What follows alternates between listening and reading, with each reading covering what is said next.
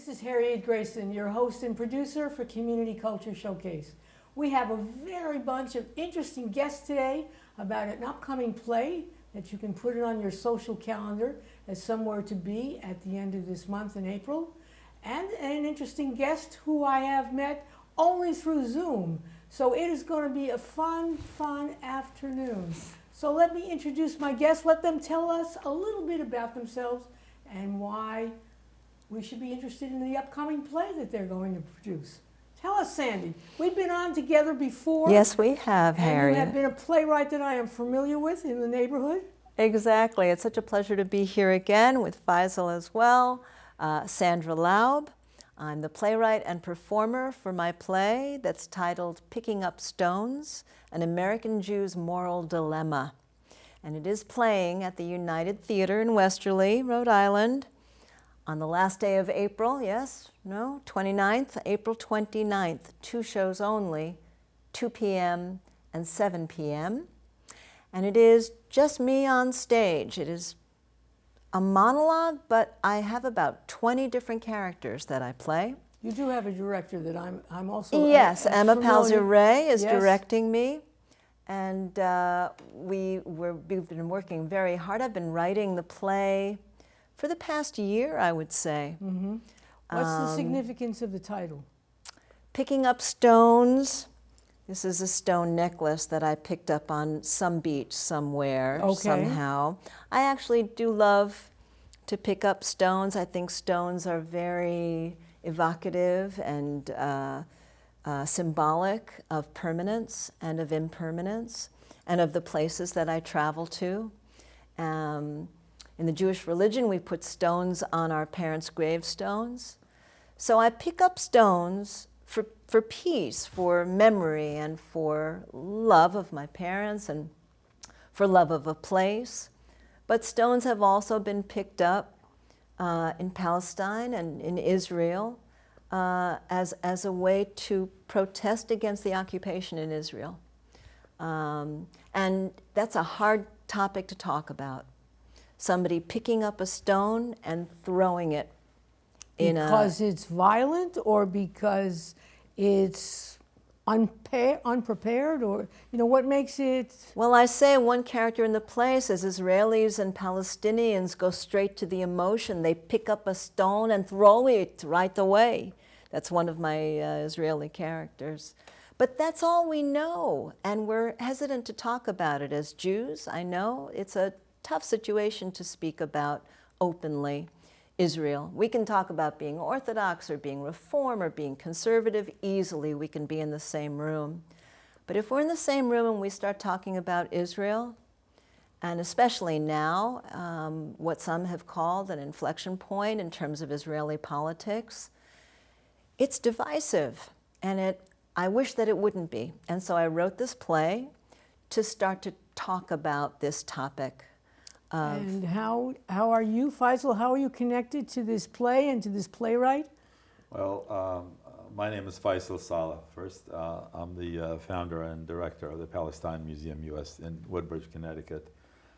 Sandra was gracious enough to invite me to attend her play, and she's going to give me about 15 minutes to talk about the Palestinian point of view, the Palestinian narrative, if you will. Mm-hmm. And it's great that she did that, because very few people in the U.S. really understand who the Palestinians are, and what we have to say about what's going on currently in Israel and Palestine, and how we got there. Definitely, the Palestinian story has not been told to the American public. Do you think 15 minutes is enough? Well, it's not quantity, it's the quality. All right, That's right. And I think I can deliver that in 15 minutes. So how did you actually meet to have a discussion about this play? I found him through the museum that he has founded and directed in Woodbridge, Connecticut. I knew about it because I live part-time in New Haven with my husband. And so Marty mentioned, hey, there's this museum right down the road. And I said, really? Yes, the Palestine Museum. You didn't know? I said, no, I didn't know.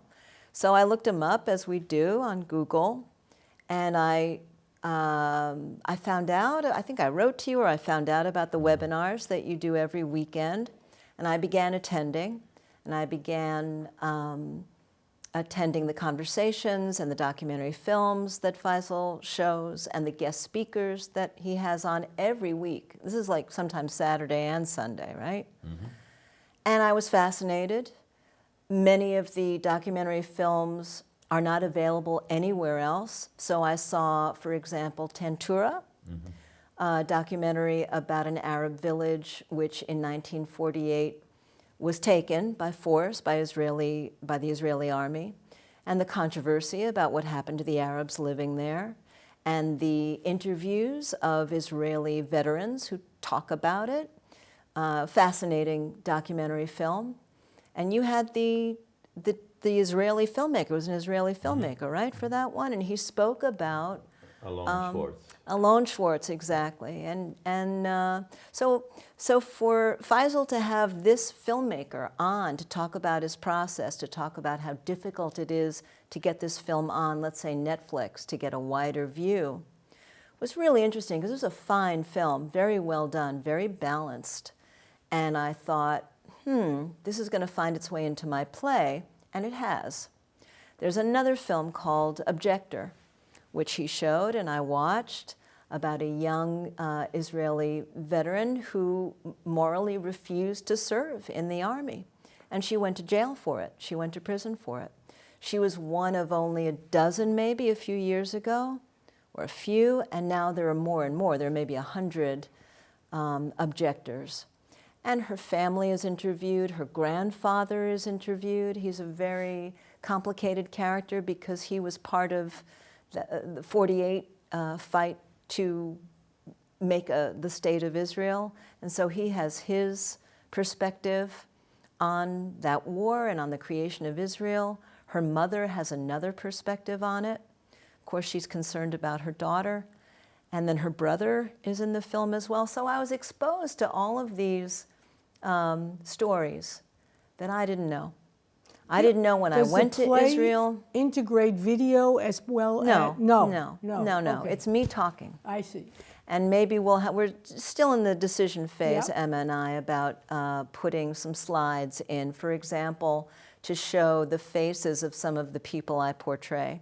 Maybe most people know Golda Meir, but maybe some people won't know the Israeli novelist David Grossman, who is prominent in the play, or Iran Baniel, the theater director, who did Romeo and Juliet in the middle of Jerusalem in the 70s, I think, with Palestinians playing the Capulets and the Jews playing the Montagues. And it was, and this guy is interesting to play, and he meets, with this other playwright who I've folded into my play, David Hare.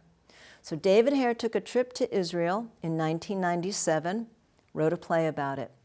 I took a trip to Israel in 2014 after playing Golda Meir for many performances in 2013 in order to research her, this was my first time. And it opened my eyes in many ways, but not always. And I knew that there was something that I was disturbed about when I would say Golda's lines. And I can say some of them for you later if you like. But she was so absolute about her Zionism and about her being a pioneer. She, Ben-Gurion, all of the founders of Israel, so absolute. And I thought, wait a minute, there were people there. There were people there. What happened to those people?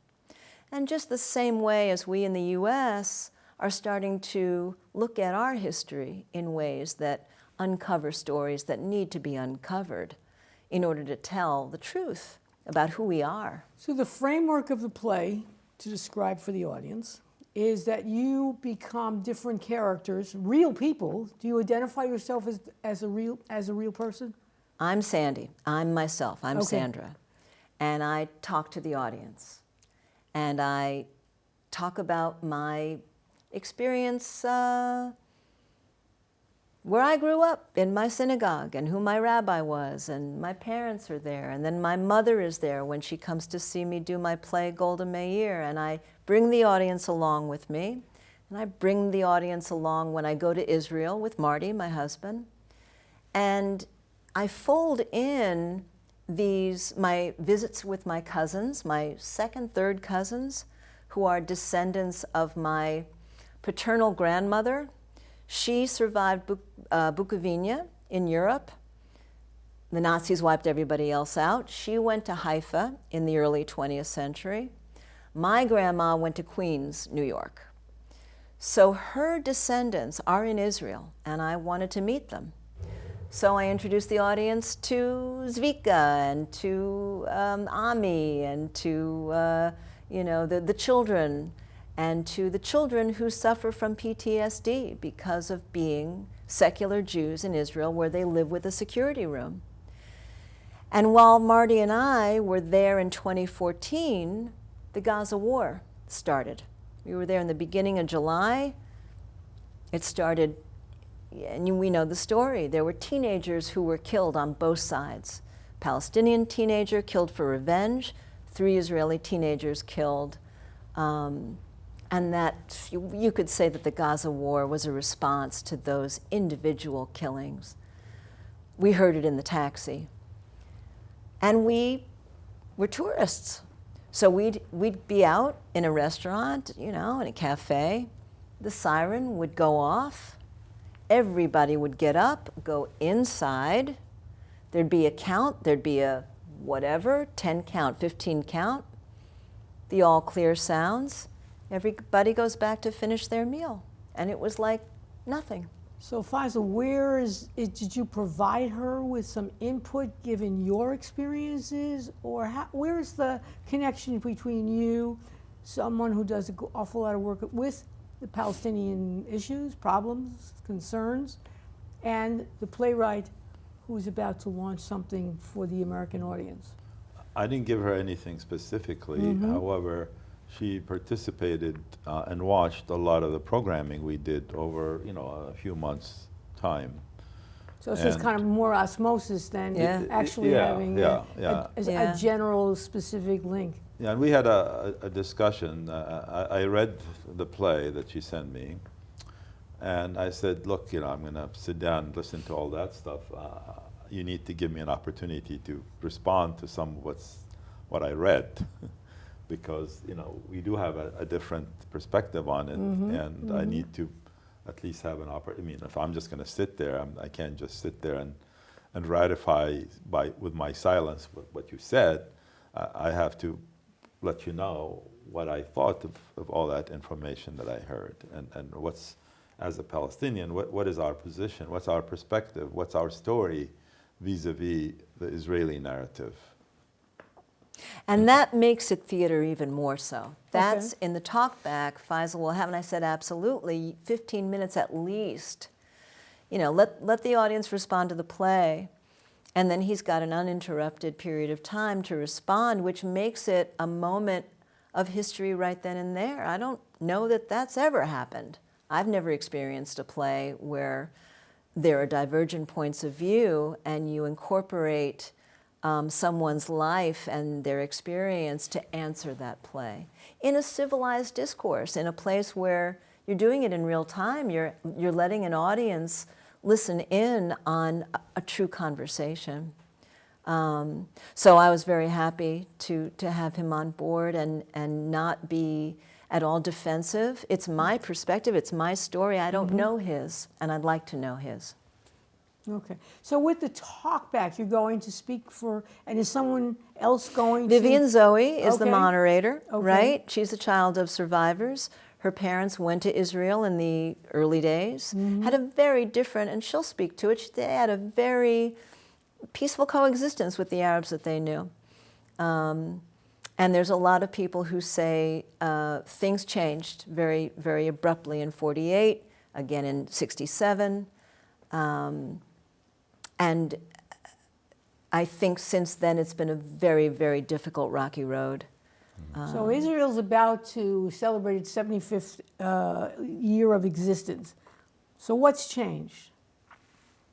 Nothing. Things Nothing. just got worse. Okay, all right. And we're about to celebrate, or I shouldn't say celebrate, we're about to mark the 75th year of what we call the Nakba. And the Nakba means a disaster, a catastrophe, of what happened to Palestine and the Palestinians. So, I mean, there are two different sides of it. One is celebrating the establishment of the State of Israel, and we're marking what happened to us as a result of that. Do you place any, blame is the wrong word, but any kind of ramifications with the British having ruled Palestine for a time? Of course, yeah. I mean, interesting you mentioned that. We just had a program this past Saturday called, Britain and Palestine 1917 to 1948. In a nutshell, Britain, after World War I, was given a mandate to govern Palestine by the League of Nations. And under the Charter of the League of Nations and a specific point in their laws or whatever, Britain had a very important and heavy responsibility on their shoulders to prepare Palestine for independence over a period of time. And they had fiduciary responsibility to Palestine and the Palestinians to act in their interest. And what they did, they violated that fiduciary responsibility. They allowed people from outside the country to come in large numbers, and they agreed to help them create a national state for them. And you're talking about the Jews from Yeah, Europe yeah, after the Holocaust. Yeah, and pull the rug from under the current population, which was a multifold the number of people coming from outside. And at the end, they walked away in 1948 and let the Jewish forces, which was very well organized and heavily armed, take over the country and kick the Palestinians out, in some cases kill them to scare the rest off. There were 35 sites where massacres took place, and neighboring villages and all that would hear that, and people would grab their children and run. So that is what happened, and as far as Britain is concerned. But then the U.S. was immediately, Israel was declared, and 11 minutes later the U.S. recognized Israel, and they didn't care about what happened to the people there who were there. So, Well, don't you always know that politics is the history of expedience? now, The British didn't want to get rid of their colonial empire because their people were sick of war and didn't want to spend the money. They wanted a government that was going to provide them national health insurance. So they weren't and and again, I am far from being a scholar, but I do know that there was a army that the British allowed of Palestinian Jews. And part of the reason why the British gave them as much power as they did is they were afraid of the Egyptians. So, I mean, the whole world is everybody does things for expediency. Look at this country. We have done things over the years for things that are expedient. I mean, the Constitution itself talks about slavery, counting 3/5 of the people as the slaves in this country, and there's no discussion about that in this country until here and there there's a discussion. So why should a big, important country like ours, who doesn't even care about its own history, become consumed by somebody else's history?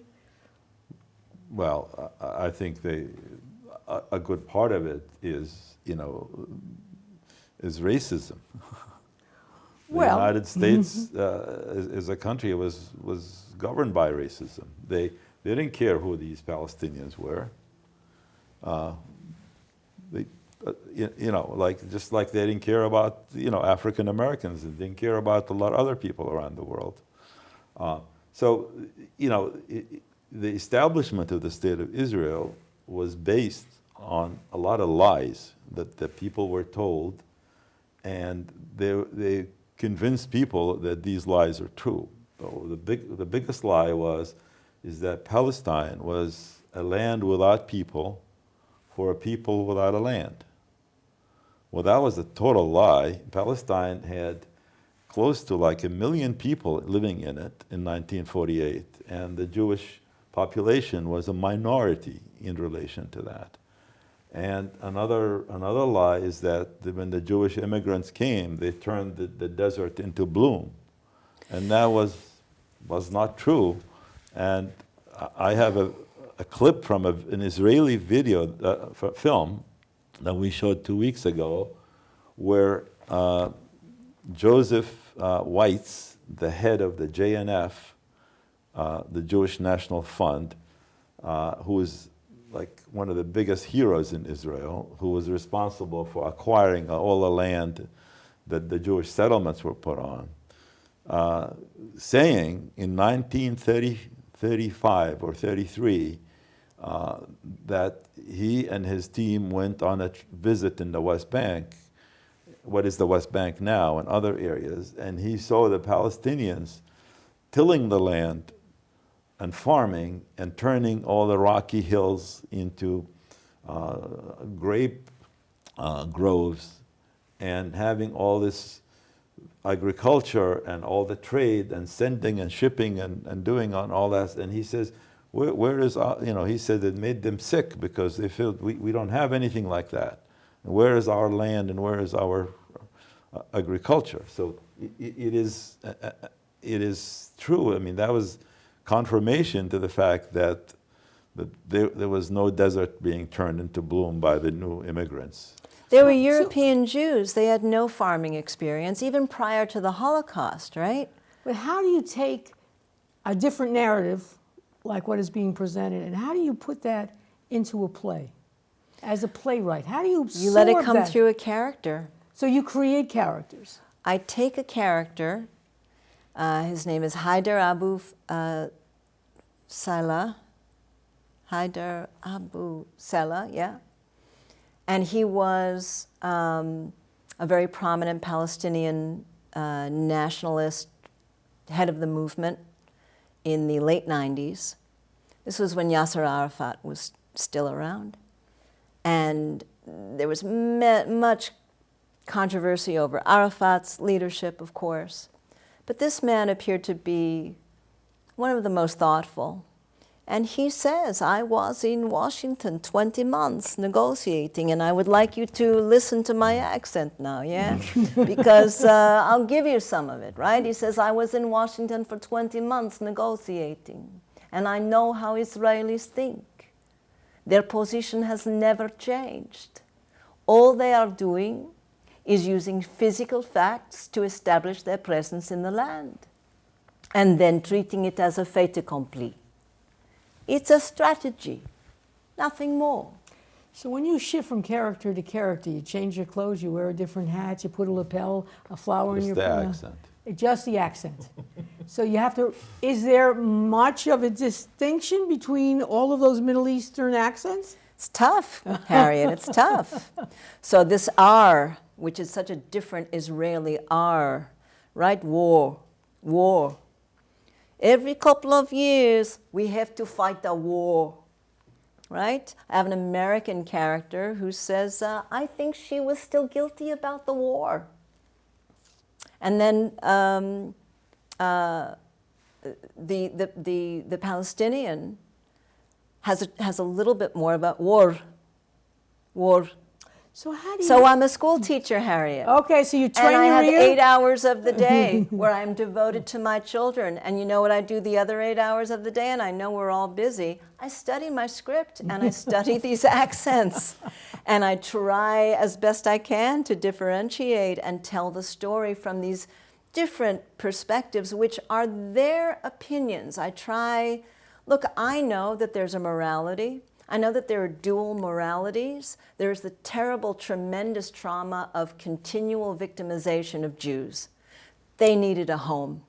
We understand that. The Holocaust happened. And many, many people say that in itself is reason to devise a state and to establish a state. But do you run over another people in order to do it? Do you keep running over them? Maybe the state should be in Germany. Well, that's what others. I remember when there was an uprising. The Russians, the Soviets. Maybe it should be a European. Had them in the middle of nowhere. But no. Yeah, The yes. settlers say, look, in the Bible it states. And they didn't promise, God didn't promise the Jews Haifa or Tel Aviv. He promised them Judea and the land of Samaria. So you've got these fundamentalist settlers who are taking the Bible, as one character, David Grossman, says, as a contemporary historical operations manual. And he says, yeah. And so in 67, we warned the king of Jordan not to join in any Arab attack. And remember, there are 5 hostile, no more, they're friends, some of them now, hostile Arab nations around Israel. He was warned not to join in any Arab attack. So he had himself to blame when the Israelis moved eastward to reclaim biblical lands. And that's what the settlers are still saying. And the danger to me is that it's giving them the, and now this new right, far-right government is turning a blind eye to it and letting them hurt and attack and kill Palestinians who are their neighbors. They are encroaching on this territory which has been given to Palestine. And that kind of violence is becoming more and more prevalent. So my thought was, we as American Jews have to wake up, have to stand up and say, wait, we do have a vested interest in Israel. You can't tell us that we don't. You can't tell us that it's none of our business. We support you, we give you money, we define our Jewishness, some of us, based on our relationship to Israel. So when you go to the right, even more than you have for the past 75 years with what you've done to the Palestinians, we must pay attention. And I know this is controversial stuff. The Federation has its own mandate to keep Jews together, to keep us talking the party line, but I think that it behooves us as individuals to stand up, like they are doing now in Israel with the protests that are happening now. And They have little, if anything, to do with Palestinians. it's judicial, but it also will have to do with the Palestinians, who will hurt more. Look, the poor, dark-skinned, anybody who is not a settler, who is not established Jewish Israeli, is going to hurt from these new rules. So I'm more interested, say, how do you then as a playwright take what you have read, perhaps what you've seen, and incorporate that into a play? So how many characters do you About have? 20. 20 characters. About So you're 20 going characters. You're going to appear as 20 different faces. When you have one Palestinian in the character. I have the settlers, I have that short video. Mm-hmm. I Yeah. have you, Okay. right? So I don't have your to make up voice. for the 27. You have to, what can I say? Bring a I bullhorn. just learned Bring a this. bullhorn. I'm fine He with can that. do it. He I'm can do fine it with too. that. He's up for the job. He's up for the job. He does an amazing job at the webinar. Now, one But thing no, I yeah, want to mention to you, yeah. and I'm going to explain why. When you use the term Arabs, this is an Israeli term. Mm-hmm. We're Palestinians. I think, Palestinians it's are Arabs, it's actually just a- like So Arab Israelis, Bedouins, Druze, how do we differentiate? the Arabs are from Morocco all the way to Iraq, and from Syria all the way to Sudan. All those are Arabs. Arabs, yeah. So the only Israel calls us Arabs because they don't want to admit that there are things called Palestinians. The 700,000 that were that there, that were kicked out. that were kicked out. in addition to the one Yeah. that stayed, and the ones who didn't get kicked out who were in the West Bank and in Gaza. So there are more Palestinians than there are Israelis right now in the world, but they're not all in one place. Well, you can say that about But the Jews. Israel denies that there is such thing as Palestinians, that we don't exist. Like That flag, That's a tough one to show. When and- I show those two rocks, my first graphic was the Israeli flag on one rock, the Palestinian flag on the other. People balked at showing that. Yeah. That visual, you can't even, it's illegal to show a Palestinian flag in Israel, right? You Yeah, can't you fly can go it. to prison for that. You go to prison. So it's very controversial. You can go to very prison divisive. if you screen a particular film also. Right. There's a film called Jenin, Okay. that talks about the Israeli invasion of the Jenin refugee camp, what, 20 some years ago. Yeah. And the government declared it illegal, that film, and it's not allowed. I just saw a film about the invasion. And the of director of Jenin. the film is being sued by some Israeli army officers that claim that they were defamed in the film. So is the purpose of your play to get us more aware, or what's your objective as a playwright? Look, it's a personal story that happens to intersect with a political moment. It's my life as a Jewish person questioning a morality that I was always taught, which is, it's the Judeo-Christian ethic, which is treat others how you want to be treated. It's the golden rule. It's don't be a hypocrite and say, this is okay for me, I'm privileged and I can live this way, but these people cannot, and I'm going to turn away from that. There's very little I can do but educate, because I'm an educator, and act and write. I'm not a historian. I'm not a diplomat. I'm not a politician. I have only my experience. And with that, with the years I have left on this earth, I would like to make a difference. I would like to stand up and speak my truth and invite others to do the same thing, because I think that happens too rarely, and I think people are afraid of it. So I try to invite, I toss a couple of jokes in there, just to, it's a theatrical experience. Hopefully people will enjoy it. Hopefully they won't be too exhausted by it. It's an hour and 15 minutes long. And I do want to show that, that short clip, that video. And it's a journey. And I invite people to take my journey, which they might be able to identify with it, or they might not. Or they might learn something, or they might say, she's full of it, and, It's a relatively change the channel. small Jewish population in this area. So your expectation is this population is going to watch this play, or you expect other people who just interested I would love to tour this. It's a one-woman show, once again. Doesn't need much. And so we've got another performance slated up in Rhode Island. I would love to take this to college campuses where I think young people, young Jewish students, are in a bind because there is not a clear enough understanding about what could be construed as anti-Semitic and anti-Israel. And some people think, well, all voices should be heard. They should be.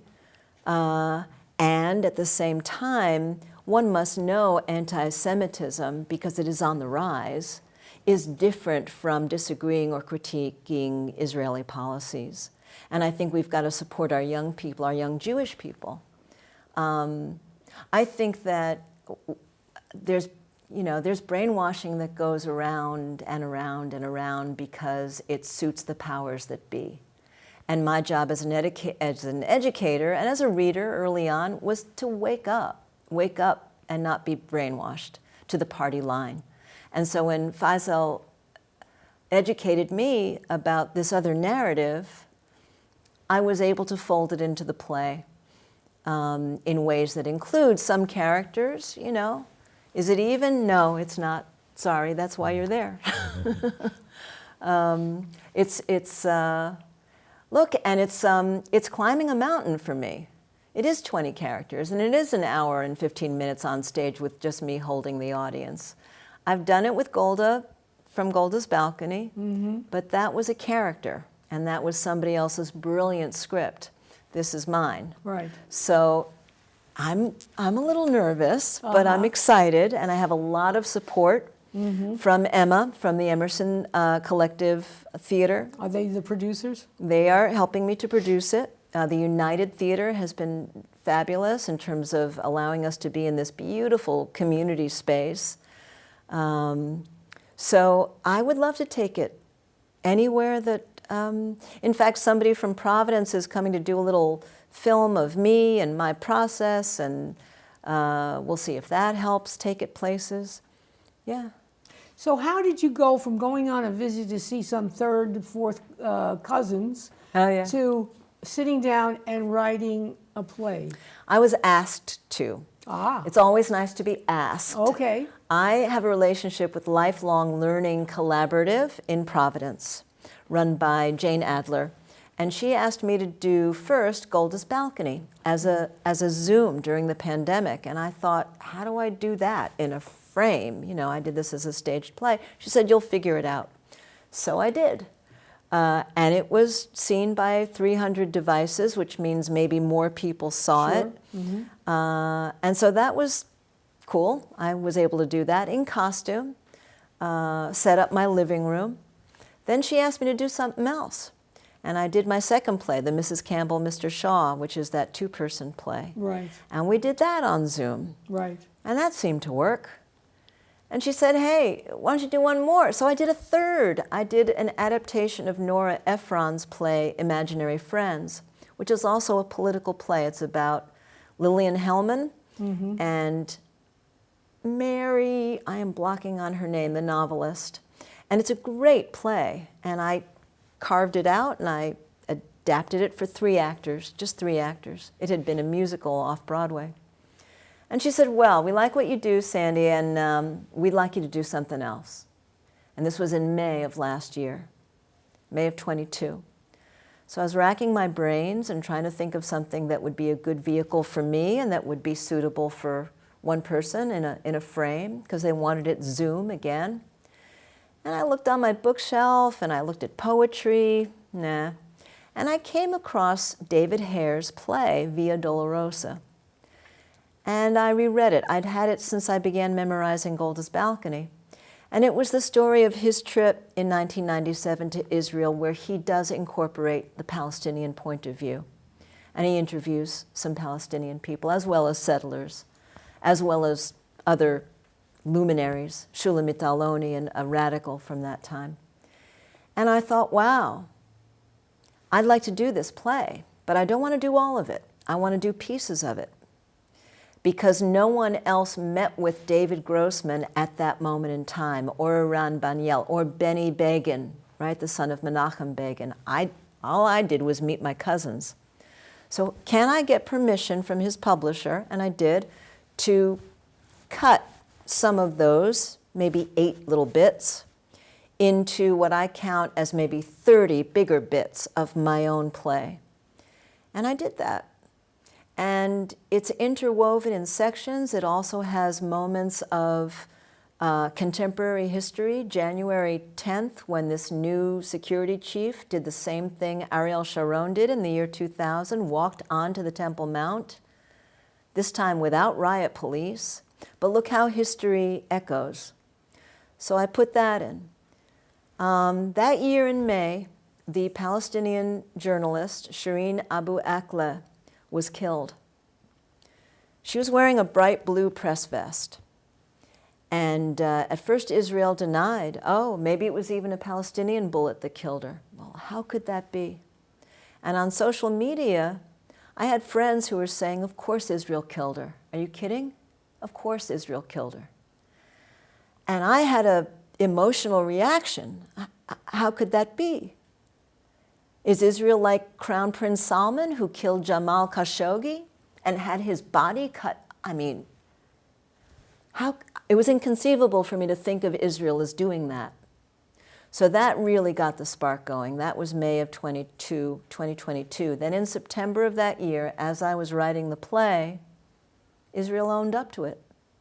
Yeah, we admit it's highly probable that an Israeli soldier using a telescopic scope thought she was a Palestinian gunman. Well, we all saw some of that footage, and we, because we are in the technology that we're at, where we can see cell phone footage, we can see camera footage from every angle, she was wearing a bright blue press vest. And there was nobody around her. And nobody around. How could he mistake her for a gunman? And it made me emotional. It made me feel this isn't right. And my friends who questioned me as a Jewish person who has allegiance to Israel, and they questioned me, how do I answer them? So I answered them in a play. Interesting. So you figured that your play, do you expect your play to, you don't expect people to get angry when they see your play, or is that all right? Oh, please, any emotion is fine, right? So the whole idea is to get some emotional feedback. Listen, Harriet, there were neo-Nazis picketing parade on Broadway, right? So we have let Westerly police, just know we're doing something that's a little political, a little... Now, listen, this is not New York. Mm-hmm. This is Westerly, where we've got one synagogue there, right? Yes. But we do Sharadza, right? And we do live in crazy times. Crazy times. Absolutely crazy times. So you expect everyone sitting in the audience to have some kind of reaction? One hopes that's what one does theater as to a playwright, do, yeah? To let people think and feel Is in the moment. Is the talkback a way of harnessing that reaction into something of a discussion where you can have a little give and take? Sure. Let it be known that you can speak, you can talk. This will be moderated. We'll have Ella Sackett, who is part of the Federation. You know Ella, she is Israeli herself. She just went to Israel, right? She'll be there as well as a speaker. Vivian Zoe will be there as well, moderating, asking questions of the audience as well about the play. Does the play work? Were you moved? What was your favorite character? What do you think should be improved? I mean, as a crafts person, I want to know how I can improve the experience for my customers, for the people. So you chose the framework of having a one person having many faces in terms of being able to produce it relatively easily versus a 5-person. Right. Right? I mean, it became more of who's going to be the producer and talk about expedient. Yeah, and where am I going to get an audience? And those are acting chops. I mean, can I play the British, the writer David Hare, who says, but for the boundaries and the armed guards, it looks like Santa Barbara, this settlement. Can I do that? I don't know. You tell me, right? And then I go into another character. Do you listen on like a tape? I do. I had the Israeli emissaries from Connecticut and from Rhode Island teach me a little bit. They corrected me. They gave me some feedback, some tips. Exactly. Of course, YouTube is everywhere now, so you can listen. And the hard part is, of course, the timing of entering into a character, letting that sit, letting the audience receive it. Because, the ear only hears so much. You see what you see, but then the ear has to catch up. Right. And so some of the play has to move like this, but then some of the play I need to just let that character settle, and then we move on to the next character, and it needs to be seamless. And I have 3 different English characters and 2 characters from New York and a couple from Israel. And I didn't feel qualified to have more than Haider Abdu Shafi is the gentleman from who was the Palestinian national leader of the movement. So do you then have to get permission to be able to use his voice in a play like yours? No. It's in the public domain? I got the rights I got the licensing for David Hare, and that was it. Okay. Yeah. And because I tell the story, for example, of the American peace activist Rachel Corrie, who went to Israel and was killed. And Faisal actually has a beautiful mural in the Palestine Museum that's a wonderful, artful portrayal of her, rather than a photograph of Rachel. To commemorate her and to honor her memory, we're going to show the painting that is in the museum. Okay. So do you envision, so I'm here on the stage and I'm one character and I turn around. Well, that's where Emma comes in, Harriet. That's Okay, where that's Emma the director. comes in. All She's right. helping me to, block it. And you come around the table and you're having an argument, I'm upright for this moment, and then I can go down on the table for this moment and take another character there. Turn a corner, and I'm one character. My mother is in it, and she was blind, so I'm going to take her arm and say, Mom, here we are, we're in a passageway.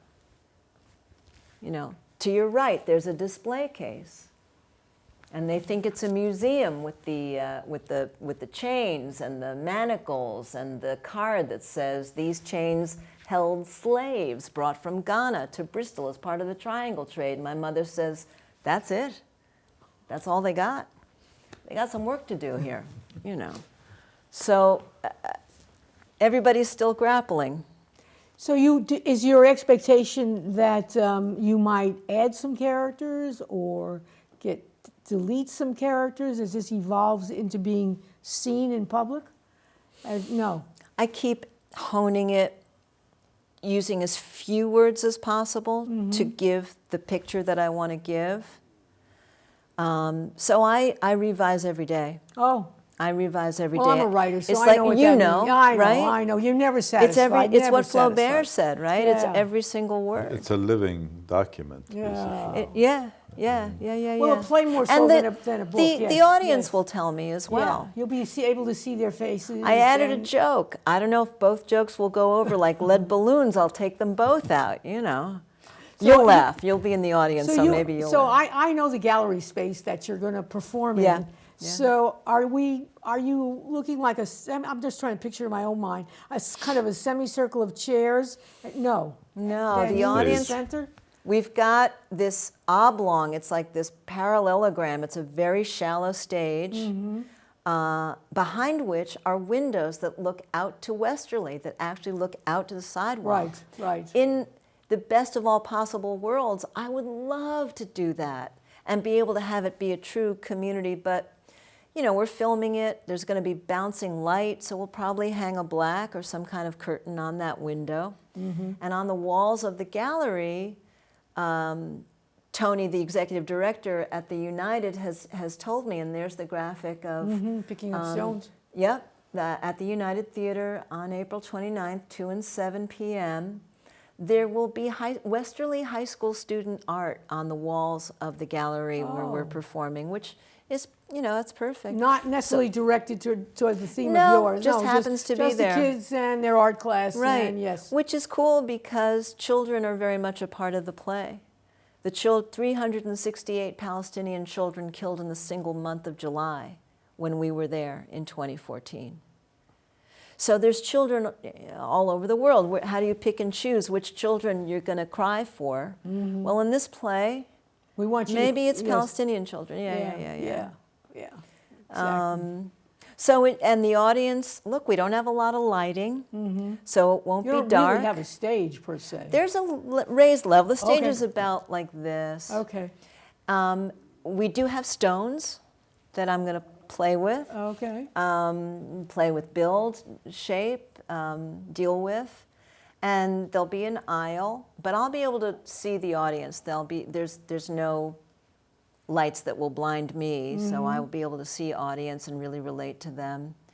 Because it's personal, and I love that. I think that's my specialty now. In the past few years, I've done salon performances, and we just did my play Campbell Shaw at the Redwood Library in Newport, and the audience was right up to our knees almost, a couple of feet away, and it galvanizes theater to be up close like that. So I'm hoping the audience will enjoy Well, people who might have seen you in Golda's balcony are going to be scratching their heads when they come to see the Playwright with her newest play. I don't think so.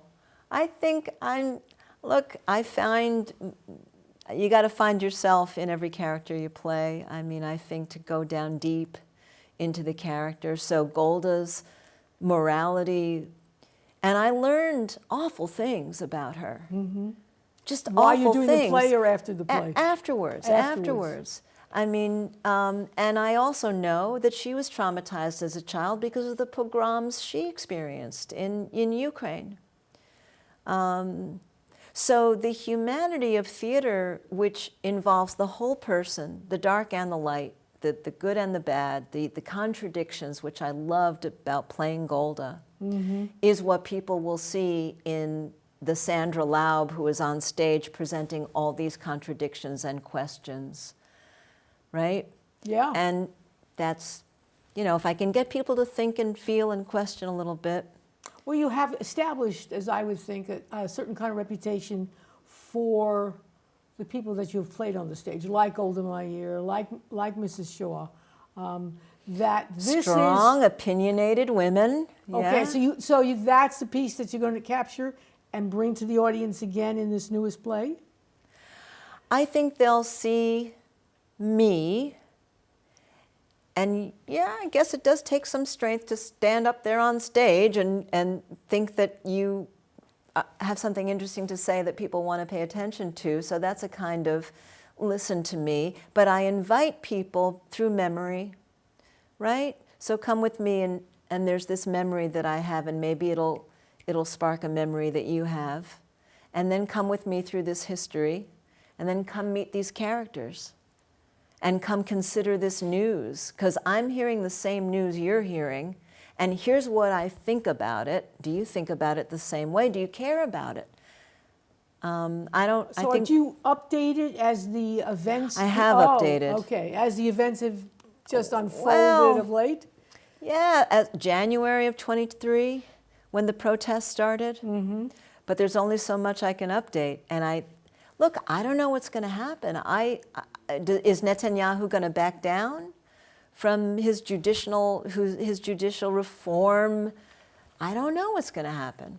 So it's a very exciting time to be a part of this history where we've got to respect what goes on in Israel. That I know. There's only so much I can do, but because of the play that I've written, Netanyahu pops up time and again. What I was going to ask is that what's going on currently in Israel, and I say this to you as well, do you think that energy and anger that has been unleashed on the government will have a positive impact on the Palestinian issue? I think so, because they're really challenging the right-wing policies of Israel. And those policies include how the Palestinians are being treated currently. So I suspect that there will be an impact, depending on what happens with this protest. Is there any linkage between what you see on the streets in Tel Aviv and Jerusalem, any connection to any Palestinian groups that are out there looking for this kind of, gratified about young people, not only young people, grandmas, everybody. Here's the thing. When the Palestinians are being killed and oppressed by the Israeli army, these radicals were home enjoying their life. They were not out in the streets protesting against what was going on in the Palestinian areas. Is a change and they're asking Palestinians now to come and protest with them. And the Palestinians says, you didn't come to protest when I was being killed. How can we come to you? Maybe if you come and protest with us, maybe we will reciprocate. But Yes. we need to be on the same. I just added that line, right? What would happen if they locked arms? I've been fantasizing about liberal Israelis, Well, it's not even liberal Israelis who are protesting on the street. It's the whole idea that anyone, it's like we have this thing with Trump. I mean, there is a something of an analogy that someone thinks that they are above the law, and they're striking out. I mean, you'd have to be deaf, dumb, and blind not to know that Netanyahu's position as being someone who's about to be perhaps indicted and thrown in jail in the Israeli courts would want everything he could possibly do to make sure he could control the Israeli courts. I mean, you don't have to be a genius to see Corruption what's going upon on. corruption. Too bad Yes. Trump can't do that, huh? Yeah. Oh, he'd like could to. try, He'd like he could to. try. He'd like to. But we have See, this is the difference between the U.S. and Israel. the ability to say whatever we want. No, in the U.S., Yes. there's a respect for the law. Oh, I see. I see. In I see. Israel, Yes. there's a respect for the law if you're Jewish. Oh. But if you're not Jewish, Well, right now, no, not even There's the no Jews. law for you. There's no law for you. There's no Jewish. Whether you're Interesting place to Yes, end. Yeah. yes, Yeah. yes. Yeah. Well, I want to thank you for coming. Tell us again where and when we Thank can come you. see this show. Picking Up Stones, an American Jew's moral dilemma at the United Theater. There it is, at the United, there I am now, at the United Theater in Westerly, Rhode Island, April 29th. 2 shows at 2 p.m. and 7. Go to the United website and get your tickets online. Perfect, perfect. Well, I want to thank you, and I wish you all the best luck in the world. And you know that's from my heart, I say that. Do. Thank you so much, Harriet. It was a pleasure to meet you Nice in to person. meet you, and thank you for And, hosting us. Oh, gosh, yes. This has been a lot of fun. I just want to remind people that if they want, I have my creative writing class on Wednesdays at 11 o'clock at the Pawcatuck Neighborhood Center. It's completely free. Come on by and we'll have a lot of fun. You want to write a journal, you want to write notes, you want to write a play, come on by and we will help each other to write much better. So, on behalf of my guests and myself, this is Harriet Grayson, your host, and I just was a lover of plays today, and I hope you come and see us again. Bye-bye.